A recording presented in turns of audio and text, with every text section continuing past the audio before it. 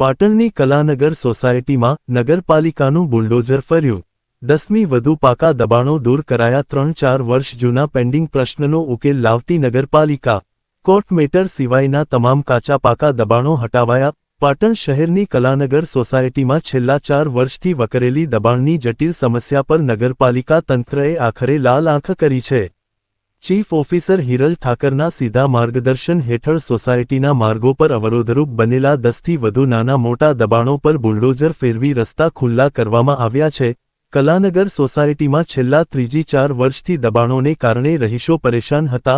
સ્થાનિક સ્તરે થયેલી રજૂઆતોને ધ્યાને લઈ પાટણ નગરપાલિકાએ ઓચિંતી તપાસ હાથ ધરી આ કડક કાર્યવાહી કરી હતી।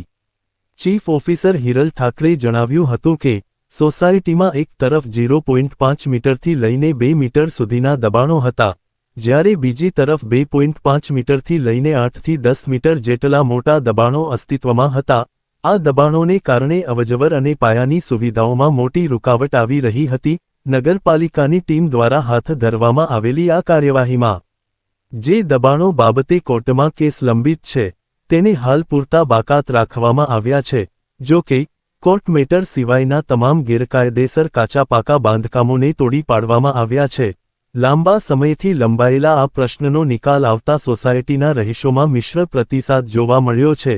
પાલિકા તંત્રએ સંકેત આપ્યા છે કે આગામી દિવસોમાં શહેરના અન્ય વિસ્તારોમાં પણ સર્વે કરી દબાણમુક્ત પાટણની કામગીરી ચાલુ રાખવામાં આવશે।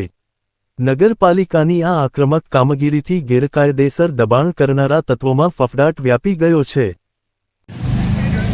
કલાનગર સોસાયટીમાં દબાણનો પ્રશ્ન ઘણા 3-4 વર્ષથી હતો અને એ પ્રશ્નમાં એક સાઈડમાં 1.5 મીટરથી લઈને 2 મીટર સુધીના દબાણ હતા અને એક સાઈડમાં 1.5 મીટરથી લઈ અને લગભગ 8-10 મીટર સુધીના દબાણ હતા।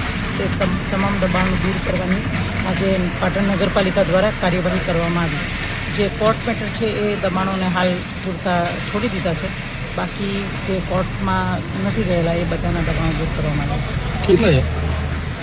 લગભગ 10થી વધારે દબાણો છે।